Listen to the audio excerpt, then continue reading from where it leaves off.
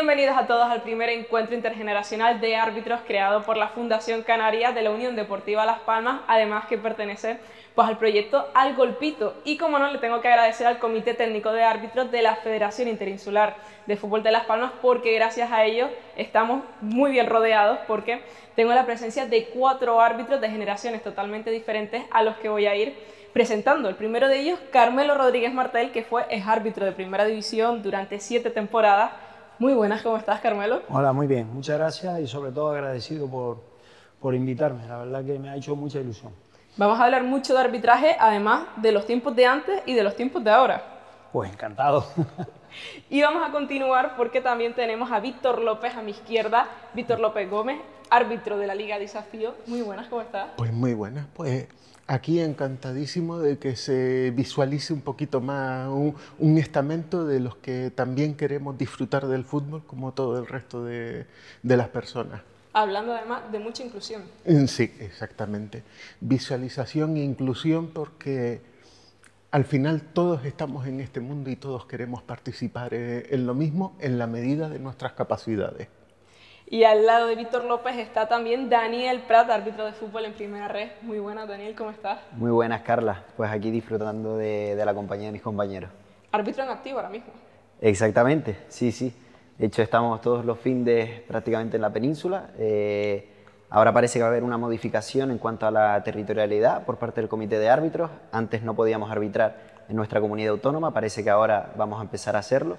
Así que quién sabe si en un futuro la Unión Deportiva Las Palmas podría verme arbitrando, incluso a filiales. Y de un árbitro en activo vamos a pasar a nuestro último protagonista, porque también está con nosotros Gadiel Miguel Montserrat, árbitro de categoría juvenil. Muy buenas tardes. Buenas tardes. El más joven de todos, 14 años. Sí. Pero con muchas experiencias también, ¿no? Muchas. ¿Cuántos años llevas ya arbitrando? Esta es mi tercera temporada. Y es que hablando de los orígenes, la pregunta que yo creo que a todos ustedes se la han hecho en algún momento es que siendo árbitros y cuando se lo cuentan a sus personas más allegadas, a personas cercanas, es ¿por qué árbitro? Yo creo que vamos a empezar por Carmelo. ¿Por qué decidiste empezar en este mundo del arbitraje? Porque yo creo que da para mucho y cada uno tiene una historia totalmente diferente. Bueno, en realidad, en mi caso concreto fue entrar sin pasión a aquella avenida Escalerita, que afortunadamente sigue estando como mi propia casa, sin pasión, y después terminé siendo un apasionado total del mundo del arbitraje. Entonces realmente creo que fue a medida del rodaje ese que fui teniendo donde de alguna manera me encontré súper cómodo y encontré una familia. Sinceramente creo que ha sido lo más bonito que me haya podido pasar en mi vida, porque creo que ser árbitro ha sido para mí muy grande. En definitiva, creo que he estado en muchos campos aquí y en la península también tuve la oportunidad de estar a través de, digamos, de las categorías que tuve, pero aquí también viví experiencias muy bonitas y yo solamente tengo palabras de agradecimiento porque con el paso del tiempo me he podido dar cuenta con el cariño que siempre se me saluda, se me quiere, y eso parece que no, pero es la consecuencia del trabajo realizado en el terreno de juego. ¿Y cuando empezaste en el mundo del arbitraje, pensabas llegar a donde llegaste, a lo más alto? Hombre, uno siempre intenta por todos los medios conseguir atrapar, por decirlo de alguna manera, aquella persona que en aquel momento, porque casualmente yo cuando entré en el año 79, se retiraba Santana Páez y estaba Merino González en Primera División. Y yo me acuerdo ya cuando cogí un poquito de confianza con él, porque sí que me imponía él, era un poquito seco, ¿no? Afortunadamente después tuve la oportunidad de vivir muchas secuencias con él, tanto de juez de línea como compañero, y la verdad que fue una persona muy cercana y me ayudó muchísimo. Pero recuerdo que yo le dije a él, yo te voy a alcanzar y voy a luchar por alcanzarte. Y creo que ese objetivo fue el que día tras día intenté conseguirlo, y ya cuando lo conseguí, la verdad que nos fuimos a un bar a echarnos 2 cervecillas. Él con una tenía suficiente y lo celebramos porque creo que fue maravilloso haber conseguido aquel objetivo, alcanzarle a él. Y además arbitrando incluso un clásico. Sí, un clásico. La verdad que esa experiencia la tengo muy grabada para bien. De hecho, alguien dice, bueno, pues para mí, mi mujer haberme regalado, no sé ni de cuántas piezas son ese puzzle, pero esa fotografía de los capitanes conmigo haciendo el sorteo en el medio, que era Fernando Hierro por el Madrid y Guardiola como capitán del Barcelona, pues entre otras muchas cosas, pues siempre lo tengo grabado y creo que también un poco es mi carta de presentación para muchos equipos que de alguna forma, pues con el paso del tiempo, pues probablemente no me recuerden ya.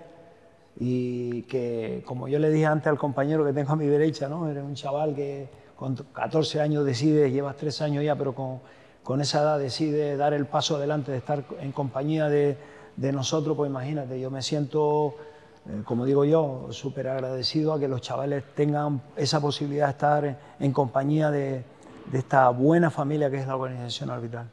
Vamos a seguir conociendo los orígenes de todos ustedes en este mundo del arbitraje. Víctor, nos decía Carmelo ahora que prácticamente empezó por casualidad. ¿Cómo fueron tus inicios? Pues a mí también me cogió por casualidad, sin esperarlo.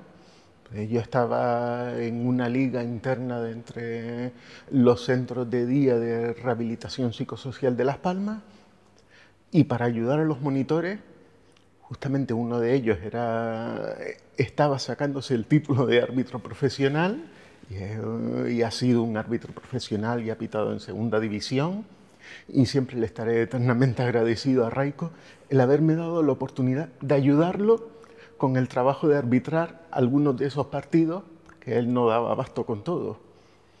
Y fue probarlo y encontrar una cosa completamente diferente a jugar al fútbol. Arbitrar y jugar, estás en el mismo sitio y se vive de una forma completamente diferente. Y luego me fui proponiendo disfrutar de esos momentos, vivir esos momentos y atesorarlos lo mejor posible. Y un buen día me llamaron de la federación y del comité técnico de arbitraje y me dijeron, mira, te vamos a colegiar aquí con nosotros y si quieres hacer el curso de iniciación, pues te abrimos las puertas para que lo hagas. Y así lo hice y desde hace varios años pues ya soy un miembro más del comité. Yo me dedico más al tema de lo que es todo la inclusión social y los colectivos con funcionalidades y capacidades diferentes, pero también he debutado por fin a nivel de competición federada. No competición, pero sí torneo federado. Así que me siento más que agradecido al comité. Me han recibido siempre, igual que a Carmelo, con los brazos abiertos. Cualquier cosa que me ha hecho falta, solo he tenido que nombrarlo y enseguida se desviven. Y yo creo que les correspondo también en el sentimiento y que cuando a ellos les hace falta cualquier cosa, ahí estoy yo disponible. Es una relación entre dos de aprecio y de amistad y de amor mutuo. ¿Y cómo comenzó también tu relación con el comité, con el mundo del arbitraje, Daniel? Pues yo sinceramente, yo soy de aquí de Gran Canaria, pero hubo un año que me fui a vivir a Tenerife. Me fui a la Universidad de La Laguna y bueno, cuando me fui para allá, la verdad que los que han ido a estudiar fuera han vivido ese momento de, pues bueno, dejar atrás a familia, amigos, irte tú solo. Y claro, yo tenía muy claro que tenía que continuar haciendo deporte, era una manera también de conocer gente, pero por otro lado, estudiar fuera supone mucho gasto y yo quería ayudar a mi familia de alguna manera. Y se me encendió la bombilla y yo sinceramente empecé por el dinero. Yo pensé, ¿de qué manera puedo generar algo de dinero, hacer deporte, conocer gente y un poquito abrirme las puertas en una ciudad nueva? Y dije, pues mira, me voy a apuntar en el curso de iniciación al arbitraje. Lo hice ahí en Tenerife y lo que yo no esperé en ningún momento es que me gustase tanto como me gustó. De hecho, acabé dejando esa carrera, me vine a estudiar a la Universidad de Las Palmas, una carrera distinta, pero el año que estuve allí en Tenerife, sin duda, lo mejor que hice fue sacarme el curso. ¿Y ahora en Primera Ref? Y ahora en Primera Ref, sí, es mi quinta temporada en Primera Ref, que la verdad que bueno, es una categoría súper bonita, súper bonita. Este año hemos empezado con videoarbitraje además, con el FVS, el Fútbol Video Support. Muchos cambios en la categoría, pero me ha dado la posibilidad de visitar rincones de España que nunca pensé que fuese a visitar, desde Ceuta y Melilla hasta cualquier pueblo remoto de la península, y agradecido de toda la gente que he conocido, las experiencias que he vivido y los partidos que he podido disfrutar. ¿Y qué ambición tienes? Porque claro, estando ya en primera ref, estás muy cerquita, ¿no?, de segunda división y lo que sería también pues la primera. Al final, los árbitros somos deportistas y los deportistas siempre queremos competir, siempre queremos dar nuestra mejor versión. Yo intento cada temporada hacerlo mejor que la temporada anterior. Al final, los dirigentes del Comité Técnico de Árbitros tienen un papel filtrando y decidiendo pues, tanto ascensos como descensos, porque los árbitros también pueden descender. Y al final es como el entrenador que busca plantear un once inicial buscando el mejor resultado en un partido. Ellos quieren lo mismo. Ellos también eligen su once inicial esperando que den el mejor resultado posible. Entonces yo lo que intentaré cada temporada es ponérselo difícil a nuestro entrenador, ser un quebradero de cabezas e intentar, ¿por qué no?, pues a ver si algún día puedo colarme en el fútbol profesional. Conocemos ya la historia de Carmelo, también de Víctor, también de Daniel y por último nos queda Gadiel, que además me han contado que viene de familia, ¿no?, tu gusto por el arbitraje. Sí, también, o sea, empecé por diversión porque yo jugaba en un equipo de fútbol hasta la categoría infantil y pues me gustaba así, no me gustaba tanto jugarlo, sino vivirlo de otra manera, pero dije, ¿cómo? Si de entrenador todavía me queda tiempo y vi que la edad mínima era 12 años, entonces me inscribí con mi hermano y mi padre y un amigo. Mi hermano está en la categoría de segunda regional y también nos ayudamos entre nosotros porque nos damos experiencia, o sea, nos contamos experiencias y vivimos más fútbol porque mi hermano puede tener 4 partidos en un fin de semana y me puede contar 4 anécdotas y profundizar el fútbol. ¿Y cómo se siente uno al ser uno de los árbitros más jóvenes ahora mismo de aquí de Gran Canaria? Pues, a ver, yo me siento bien porque, o sea, cuando voy en partido al principio voy tranquilo, pero a veces me pongo nervioso cuando algún padre o algo así me empieza a insultar y a veces me siento nervioso. Vamos a hablar de eso, pero más tarde porque ahora vamos a entrar de lleno en uno de los temas principales de esta charla, de este encuentro, y es los cambios que ha habido en el mundo del arbitraje, porque claro, no es lo mismo el mundo del arbitraje cuando empezaste, Carmelo, o incluso Víctor hace unos años, que en el de ahora, que ahora mismo pues está viviendo Gadiel. ¿Qué ha cambiado? Aparte de la tecnología, ¿qué ha cambiado en estos años? Bueno, primero haciendo hincapié en que creo que el hecho de que haya llegado al mundo del fútbol toda esta tecnología que nos puede aportar ayuda, yo creo que ha venido para bien. O sea, yo muchas veces digo, jolín, si yo hubiese tenido el spray en mi mano, pues probablemente esa barrera o esa distancia no se me hubiese adelantado y no hubiese tenido tantos problemas. Si yo hubiese tenido ese grado de comunicación que no teníamos antes, porque sí, teníamos en una banderita, pues el asistente tenía, que le llamamos juez de línea, pues tenía un aparatito que sí, en el vestuario se escuchaba perfectamente, pero cuando tú salías al campo y había no sé cuántos miles gritando, tú no escuchabas absolutamente nada. Teníamos aquí que era un pequeño vibrador y tampoco nos enterábamos de nada. Nos enterábamos justamente cuando a lo mejor pues el propio extremo izquierda que lanzaba y nosotros seguíamos la diagonal, pues lanzaba las manos arriba y seguramente está señalando fuera de juego, y así era, ¿no? Entonces todo esto sea bienvenido. Sí que es verdad que digo, para mí el VAR es una herramienta maravillosa, donde creo que los futbolistas que se tienen que dedicar exclusivamente a jugar, pues ya esos tramposos que te trataban de ganar, pues esa caída en el área o esa agresión a tus espaldas, que tenían que continuar en el campo porque no veíamos nada, pues ya se siente más vigilado, ¿no?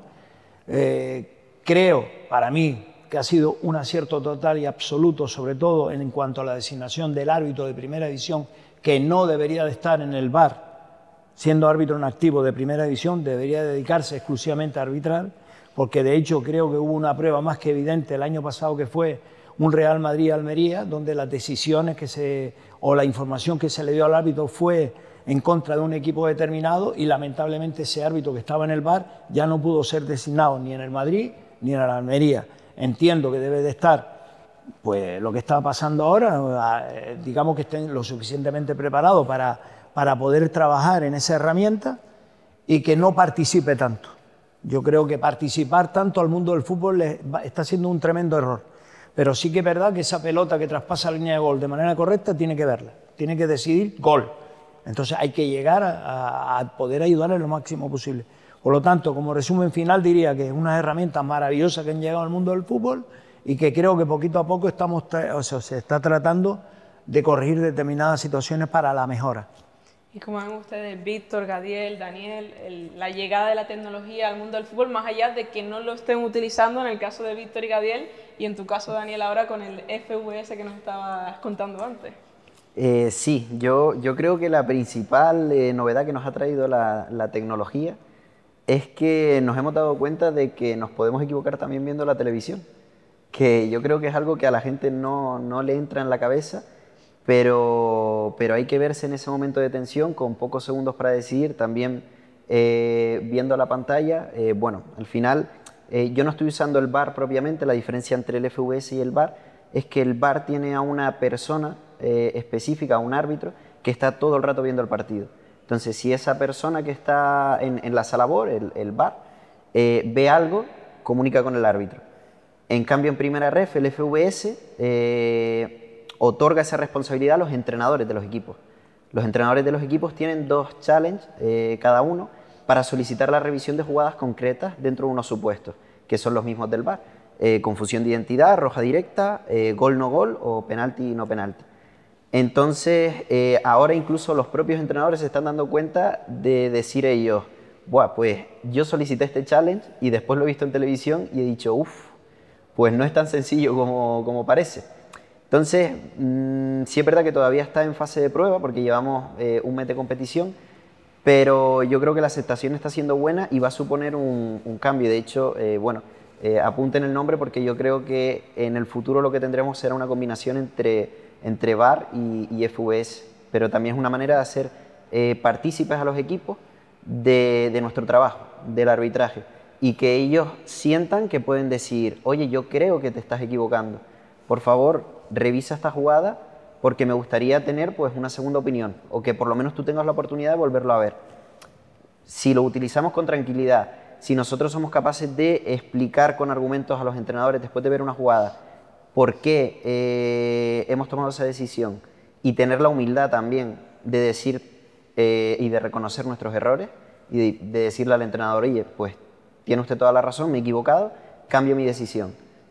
Creo que podemos hacer el fútbol un poco más justo, que al final es lo que nosotros intentamos todos los fines de semana. ¿Hasta qué punto es complicado admitir esos errores que tú decías ahora, esa humildad que hay que tener dentro del mundo del arbitraje? Es difícil, ¿no? El admitirlo y la respuesta que sea positiva o normal, incluso por parte del cuerpo técnico del otro equipo, de los jugadores. Sí, a todos nos encanta tener siempre la razón en todo lo que decimos y hacemos y pensar que somos capaces de acertar en las situaciones más difíciles. Pero yo lo primero que aprendí dentro del mundo del arbitraje es que me iba a equivocar incontables veces, incluso dentro del mismo partido, y que lo que tenía que hacer era intentar mejorar mi posición, intentar mejorar todo lo que pudiera para limitar ese número de errores, pero que el error siempre iba a estar ahí y que el admitir que te podías equivocar te abría también un poquito la puerta a no ser como yo veía antes el arbitraje de un juez en el estrado y todos los jugadores por debajo, y el juez decide, los jugadores bajan la cabeza y no tienen nada que decir. Un intercambio en donde el árbitro dice, pues mira, a lo mejor sí me equivoqué en esta decisión y estoy abierto a rectificar una decisión incorrecta que he tomado. Yo muchas veces me he equivocado en un saque de banda mismo y que el jugador del equipo diga, no, es que la toqué yo. Digo, perdón, ha sido un error mío de apreciación Y por supuesto, a mí es que me encanta la deportividad, algo que a veces, hasta con la tecnología y con todas estas capacidades de ver la antideportividad, sigue muy arraigada, pero me encanta cuando la gente corrige al árbitro asumiendo su propio error. Suele pasar mucho que los jugadores te digan que no la he tocado esa que demanda para el otro equipo. Eso, o sea, en las categorías bajas, ya cuando está, por ejemplo, jugándote un descenso, un ascenso, ahí ya los jugadores te dicen, o sea, si se haga a favor, dicen, pues vale, me está favoreciendo, pero a veces algunos, los que no son beneficiados, pues así, o sea, porque ellos, yo no tengo así por ejemplo, en infantiles así no hay linieres y, por ejemplo, hay un jugador de espalda y, por ejemplo, no puede ver una mano, pero el otro que está de frente, pues sí lo puede ver, entonces a veces es muy complicado a veces decir que me he equivocado. ¿Y hasta qué punto se puede erradicar los engaños de los jugadores? Porque nos decías antes, Carmelo, por ejemplo, que la ayuda tecnológica está sirviendo de mucho, que ahora es más difícil, por ejemplo, el tema del spray, no solo la tecnología, el spray de no se me van a adelantar, más allá de que en algún que otro momento puede pasar y que no te des cuenta. ¿Hasta qué punto se puede erradicar con esos engaños o esa picardía que tienen los jugadores? Mira, yo siempre recordaré, claro, estoy hablando años atrás, claro, yo llegaba a casa y veía la moviola. La moviola, si alguien recuerda lo que era la moviola, bueno, pues la moviola cuando uno la veía y no acertaba en una decisión que había tomado de un penalti o una secuencia, la verdad que lo pasaba muy mal. Lo pasaba muy mal porque yo llevaba una semana durísima. En el aspecto emocional lo llevaba muy mal. Muy mal porque sabía que de alguna forma en mis manos había estado una decisión que no había sido acertada y quizás a lo mejor por mi cercanía no lo había visto del todo correcto, pero en aquel momento lo decidí de aquella manera, ¿no?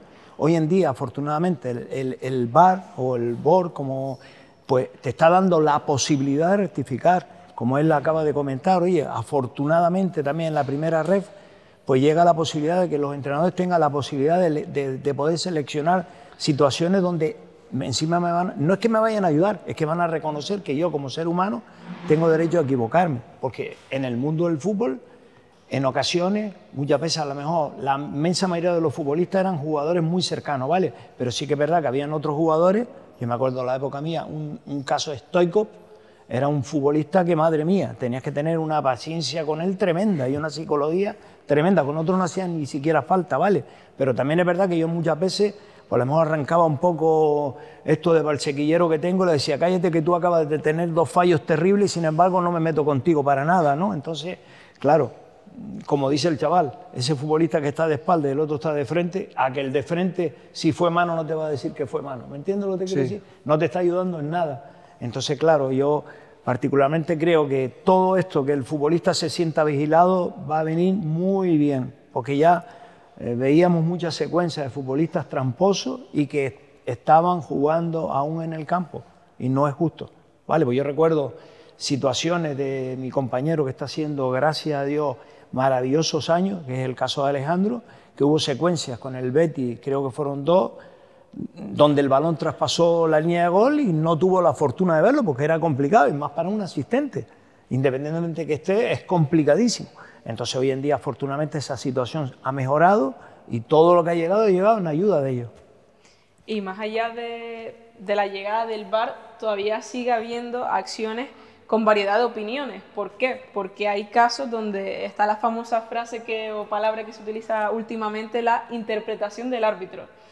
¿Cómo conviven ustedes con eso? Porque imagino que dentro incluso del comité de árbitros, a lo mejor Carmelo puede opinar una cosa sobre una jugada, Víctor otra, Daniel otra, Gadiel otra. ¿Cómo se convive con esa interpretación? Bueno, es que nosotros, cuando estudiamos el curso de iniciación al arbitraje, estudiamos 17 reglas, pero hay una de ellas que es la más importante de todas y no entra dentro de esas 17, que es el sentido común. Hay un capitulito, un par de páginas nada más, al principio de las reglas de juego, que nos habla del espíritu del juego, nos habla de la deportividad. Un árbitro siempre tiene que salir al campo rigiéndose por las reglas que ha estudiado, pero sobre todo por su sentido de la deportividad y por lo que él interprete que es el juego limpio. Entonces, ¿qué tenemos que hacer nosotros para formar buenos árbitros? Intentar educarlos y que entiendan qué es el juego limpio. Un árbitro que sale al campo sabiendo lo que es el juego limpio va a saber cómo actuar, va a saber identificar las situaciones en las que, oye, el partido hay que pararlo. Al final, si un niño está llorando en un partido de fútbol base, ¿dónde ponen las reglas de juego que el partido hay que pararlo? No lo pone en ningún lado, pero nosotros tenemos que hacerlo. Nosotros tenemos que velar por el correcto desarrollo de la actividad deportiva y porque se disfrute en el terreno de juego. Entonces hay ciertas cosas que tienes que aprender como persona para después aplicarlas en el campo. Por eso yo creo que, sinceramente, para crecer como árbitro tienes que crecer como persona. Y yendo en alusión a lo que decía Carmelo antes, yo creo que también una de las grandes evoluciones que ha tenido el arbitraje es en cuanto a la inteligencia emocional. Pero claro, la gente puede pensar inteligencia emocional con respecto a los jugadores. No, las emociones ajenas, pero también propias. También propias. Yo creo que se nos hace más fácil reconocer errores cuando realmente tú has tenido un error grave en un partido, no has tenido la posibilidad de corregirlo y después has visto que ha tenido una repercusión muy grande. A mí me pasó, por no nombrar equipos en concreto o partidos en concreto, pero estadios con 28.000 y pico personas, una jugada muy dudosa, un posible gol marcado con la mano, nosotros no vemos nada, era un jugador que tenía el pelo largo, yo solo veo que el pelo se mueve y la mano cerca. Pero decimos, bueno, pues no vamos a anular un gol si no estamos 100% seguros de que lo ha metido con la mano. Cuando yo después del partido llego al vestuario, se me ocurre coger el móvil y me meto en Twitter y veo tendencias en tu zona. Mano de Dios, Maradona, no sé qué, bueno, al final trending topic en tu zona. Pues bueno, obviamente después eso se pasa muy mal, cuando cometes esos errores se pasa muy mal. Entonces, yo pensar, ¿puedo evitar todo este sufrimiento que he tenido y este mal rato reconociendo un error? Pues voy a reconocerlo. Se te hace mucho más sencillo, una vez has pasado por una experiencia de estas, en un campo reconocer errores. ¿Y cómo se convive con esos errores, por ejemplo, Gadiel, durante el partido, cuando sabes que te has equivocado y todavía te quedan muchos minutos por delante? Te sientes nervioso porque no sabes lo que te pueden decir dichas personas y, por ejemplo, cuando te equivocas y lo sabes, dices, ¿qué puedo hacer ahora? Porque no, o sea, si ya el juego ha continuado, pues te quedas así en la cabeza diciendo, me he equivocado, y entonces a veces me siento muy nervioso y es que me siento muy nervioso porque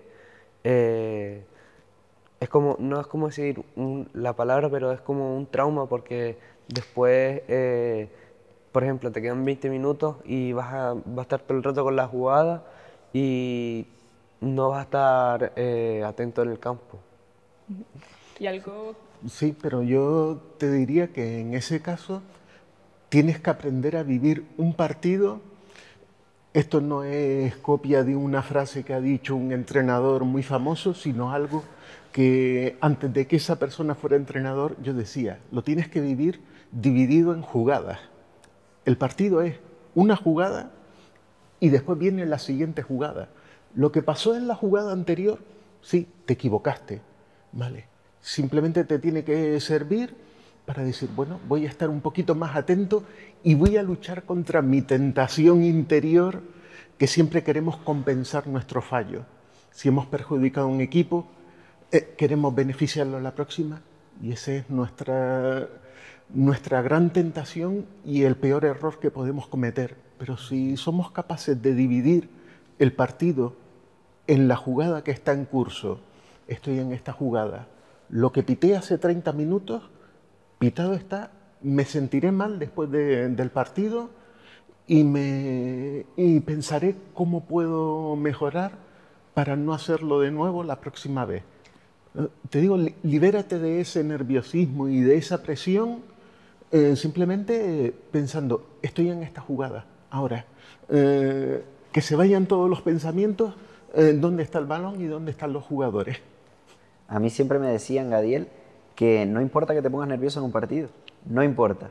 siempre y cuando nadie se dé cuenta.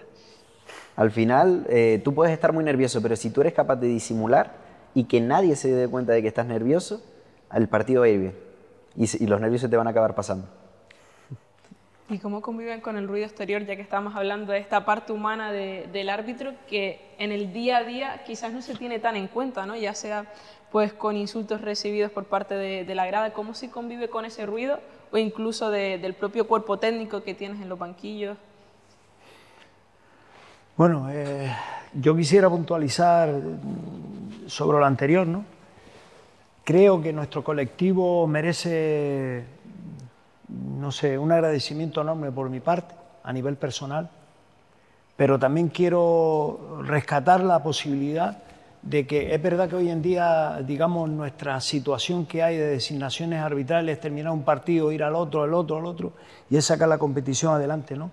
Yo siempre dije que creo que estábamos obligados a no dejar marchar físicamente a árbitros que nos han dado tanto. Entonces yo creo que acompañar, en este caso al compañero que tiene 14 años, sería muy positivo, porque ese tipo de situaciones que se viven solo y exclusivamente por parte de él, no debe tener esa soledad. Debería de estar acompañado en un momento puntual en situaciones donde, como acabas de apuntar tú, pues la presión exterior pues puede hacer mella en un chico que tiene 14 años, que todo el mundo lo va a ver con esa edad y van a intentar influir en sus decisiones. Es muy complicado que él sea capaz de...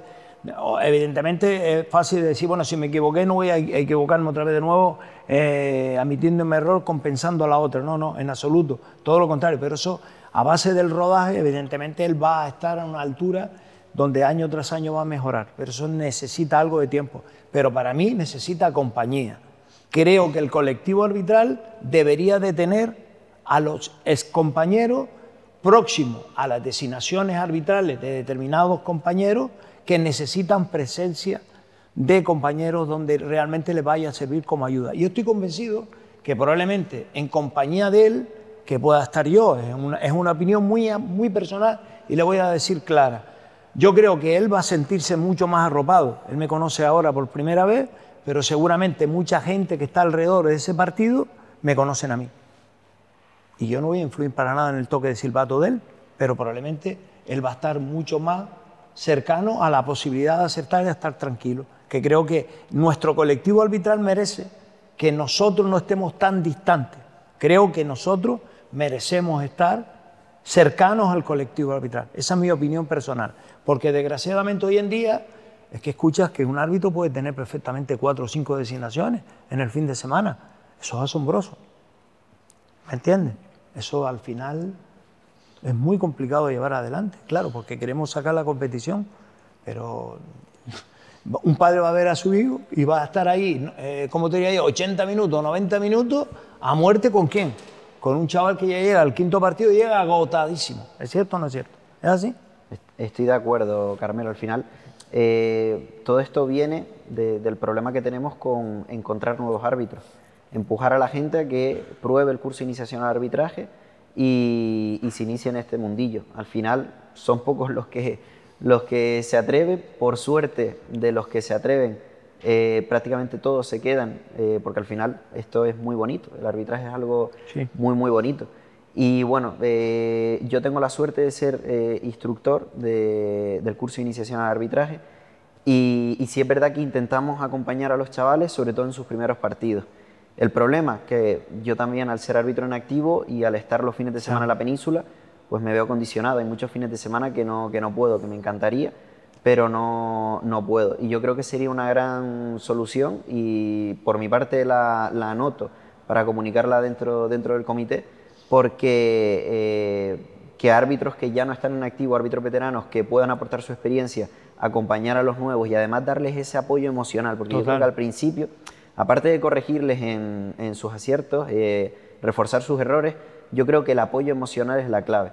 El decirle, no estás solo, tranquilo, puede que hayas tenido un partido malo, pero el comité va a estar aquí para respaldarte. Correcto. Y igual que has tenido ahora un partido malo, vendrán mejores y te vamos a ayudar, te vamos a acompañar en tu camino para que cada día seas mejor árbitro. Yo creo que eso es una clave y guardo la propuesta para comunicarla dentro del comité. Guárdala porque A ver, yo, o sea, en mi caso concreto, ¿vale? A nivel personal, siempre he tenido claro que mi Avenida Escalerita terminará siendo mi Avenida Escalerita. No hay otra competición paralela, no hay otra actividad paralela del arbitraje. Para mí mis árbitros están ahí, mi casa es aquella. De ahí donde parte, por la Delegación del Sur, de donde sea, me da igual. Pero realmente creo que nosotros estamos en disposición de poder ayudar a esos chavales que de alguna forma se encuentran con la gran incertidumbre de vestirse de árbitro y salir y encontrar, Dios mío, que te encuentras cada padre que vamos, por Dios, ¿vale? Y la mayoría de los carteles que están poniendo en muchos campos por fuera es que realmente están condicionados o tratando de condicionar al padre que exclusivamente ve, no sé qué ojo ve, y simplemente yo creo que el árbitro tiene que ser lo suficiente. Otra de las cosas que también diría yo tuve muchos contratiempos, digamos, con el delegado, porque a lo mejor a mí me gustaba no llamarle por el 7, me gustaba llamarle por Manolo, porque era Manolo, y Manolo era más cercano a mí porque yo tenía una posibilidad de acercarme más a Manolo, ¿me entiendes? Y no alejarlo. Y siempre durante el espacio de tiempo que tuve la oportunidad de hacerlo, así le decía yo a mis cursistas, ¿me entiendes? Creo que al final el resultado tiene que ser bueno para todos, para todos. Sí, es que el ruido del ambiente y el nivel de polarización que tenemos se ve en todos los aspectos de la vida, y por supuesto que llega al fútbol. El fútbol siempre ha tenido su parte de fanatismo. Tuvimos el gran problema de los grupos ultras, que ahora no se nombra, pero siguen ahí y siguen transmitiendo ese valor de violencia verbal contra los árbitros, contra los jugadores del equipo contrario. Todo eso nos afecta como personas. A nadie le gusta que te estén diciendo cosas durante 90 minutos. O sea, a nadie es plato de buen gusto recibir esa negatividad y esas emociones negativas y esa presión continua. Y ahí sí que estoy perfectamente de acuerdo que hasta que podamos sacar el callo y estemos curtidos, a todos los árbitros jóvenes hay que apoyarlos. Total. En todos los partidos tiene que haber alguien que pueda mirar en la grada simplemente y que le haga un gesto de lo estás haciendo bien, perfecto, sigue. No escuches a la grada, escúchate tus pensamientos de cómo estás siguiendo el partido. Dice, eso para mí sería un logro, una consecución muy importante, el que pudiéramos dar ese apoyo frente a toda esta presión que por años se está volviendo cada vez más insoportable. Y yo haría hincapié en las propias designaciones. Por ejemplo, el compañero que va a actuar a las 9 de la mañana, por ejemplo, en el López Soca, ¿vale? Y hay un compañero de superior categoría que va a arbitrar a las 12. Yo le pediría al gran favor personal que el que va a pitar a las 12 esté ahí a las 10 de la mañana. O que esté a las 9:30. Ya le compensaré de alguna manera. Pero esa proximidad que tiene que sentir este compañero que está empezando con nosotros es una de las soluciones más inmediatas que yo puedo encontrar. No sé si me entiendes. Creo que de alguna manera podemos tener la posibilidad de poder solventar este problema de cercanía para con un chaval que no tiene experiencia ninguna y que los padres, lamentablemente, se aprovechan de ellos. Es que se aprovechan de ellos. Un chaval que está, digamos, convencidísimo y nos colocamos en él, en que en el vestuario a lo mejor en alguna secuencia de la primera parte, madre mía, imaginaros qué pensamiento puede tener el chaval, ¿me entiende? Claro, pero esa falta de rodaje que le falta, esa falta de rodaje, le hace en un momento determinado dudar. Y con la presencia de alguno de nosotros no puede dudar. Y al final también es lo que decimos, nosotros para aguantar los partidos necesitamos una fortaleza mental que yo creo que vas adquiriendo con el tiempo. Si un chico que acaba de empezar le ponemos 4 partidos en un fin de semana, al último de verdad que... Sí es verdad que nosotros también notamos el cansancio físico. El árbitro corre mucho en los partidos, nosotros lo sabemos, pero yo creo que nos cansamos más mentalmente, por lo menos a mí me sucede. Yo ahora mismo, claro, cuando yo viajo a la península, arbitro un partido nada más y voy centrado en ese partido. Hago mi prepartido, lo estudio, valoro los equipos, etc.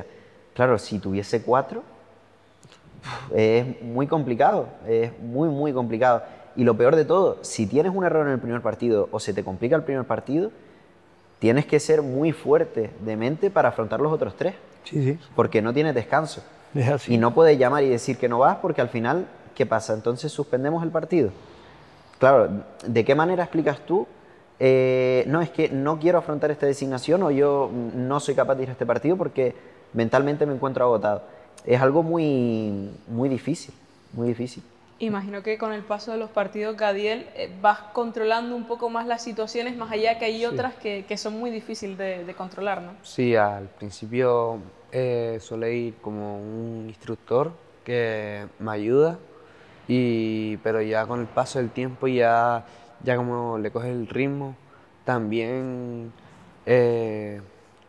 con Carmelo, yo tengo la posibilidad de que tengo a mi padre y a mi hermano en el comité y a veces, por ejemplo, cuando voy a debutar en una categoría, por ejemplo, en juveniles, pues están ahí para ayudarme y mi padre como informador, pues a veces me dice, está bien, no te preocupes. La mayoría de veces va mi padre porque él solo tiene un partido y suele ser el viernes y después también mi madre suele ir, pero es, siempre van al vestuario y decirme, no pasa nada, lo está haciendo bien y saca tu mejor versión. Toda esta problemática que hay hoy en día en el fútbol, este ruido exterior, dentro de ligas como la Liga Desafío, Víctor, es totalmente diferente, ¿no? Es el fútbol verdadero. La verdad es que estoy encantadísimo, pero más que encantado de estar en ese proyecto y no me canso de analizar las diferencias en la actitud, en el trato, saber que son mi colectivo. Entonces yo soy uno de ellos, yo no vengo a estar por encima de ellos, sino mi labor es que se lo pasen lo mejor posible en el partido, porque ese es el objetivo, es disfrutar de un partido de fútbol, jugar y disfrutar. A veces puede haber algún pequeño roce, alguna pequeña tensión, pero en 2 minutos sobrepasa. No tienes ese ruido exterior, esa presión, tienes el apoyo total y absoluto de los entrenadores, de los equipos. Tienes el reconocimiento de muchos de los jugadores que saben lo que te estás esforzando tú por ayudarlos en ese viaje. Yo me encuentro muy, pero que muy cómodo y la verdad, yo sé que el resto de los árbitros del comité que participan en todas las jornadas se sienten muy cómodos pitando esos partidos porque son el dulce, el caramelo de voy a pitar un partido de fútbol en donde el resultado no importa, sino solamente importa estar allí. Eso es lo único que realmente importa, estar allí en la jornada. Y yo tengo una anécdota que la he vivido un par de veces y que no por ello me resulta menos impactante de estar justamente aquí en el anexo y que jugaran los equipos de inclusión de Las Palmas y del Tenerife. Y que cuando la Unión Deportiva Las Palmas marcó un gol, los que más lo celebraron fueron los del Tenerife. Porque decían, por fin han marcado un gol que han tenido ocasiones, no han podido marcarla, vamos a felicitarlos porque lo han hecho bien. Digo, eso en un partido federado o de competición es imposible de imaginar que alguien felicite al rival por haber hecho algo bien. No, pero aquí es lo normal, que se feliciten entre ellos y que si en algún momento hay el más mínimo problema, es muy fácil de controlar, se puede hablar. Somos en el colectivo bastante parecidos. Nos gusta ganar, nos gusta ser competitivos. Si podemos hacer alguna trampita, ¿por qué no hacer una trampita? No somos tan diferentes en eso. Pero nos lo tomamos con mejor humor porque estamos participando y estamos haciendo lo que nos gusta en ese momento. Y es como una fiesta. Y ya para terminar este encuentro por el Día Internacional del Árbitro, quiero pedirles que me cuenten para ustedes qué significa ser árbitro, incluso si quieren mandar un mensaje a todas esas personas que nos están escuchando, porque por ejemplo Carmelo, me decías antes que tú ya sabes de la forma en la que te quieres despedir de esta vida, ¿no? Pues sí, bueno, ser árbitro, repito, es una cosa maravillosa, pero maravillosa. Y como anécdota final, pues puedo decir abiertamente, lo tengo clarísimo, a mí me tienen que vestir, cuando me vaya, me tienen que vestir, alguien lo tendrá que hacer, de árbitro de fútbol, porque entiendo de que ser árbitro de fútbol para mí, repito, ha sido lo más bonito que me ha podido pasar. Cadiel, un mensaje si tienes para nuestros oyentes o lo que significa para ti ser árbitro. Que somos personas y nos equivocamos un montón y que a mí me gusta ser árbitro, pero también hay consecuencias porque es muy bonito, pero hay personas que no hacen que sea tan guapo y que nos equivocamos como una persona normal, como un jugador, y que si un jugador se equivoca no pasa nada, pero si se equivoca el árbitro pasa un montón. Víctor. Ay, para mí el arbitraje ya es una parte de la vida. Una parte de la vida que me intenta enseñar muchas cosas sobre cómo afrontar las situaciones. Y yo sé que mi labor es la de ser, ¿cómo se llamaría? Un facilitador. Yo solamente estoy para que exista el juego y el juego exista dentro de sus normas. Y quizá también exista un poco como pararrayos, para que determinadas cosas que hay dentro del juego vengan a parar sobre mis hombros en vez de a parar sobre los hombros de jugadores o entrenadores. Sé que sirvo un poco como toma de tierra para toda la pasión del fútbol, pero es algo que acepto porque me gusta el arbitraje, me gusta saber que soy una parte más de todo ese mundo y la sensación de pertenencia a algo que es muy grande. Fútbol dicen que es el deporte más seguido mundialmente y más practicado, pues el sentirte una pequeña parte de ese todo tan grande, al final también te convierte a ti en más grande. Daniel.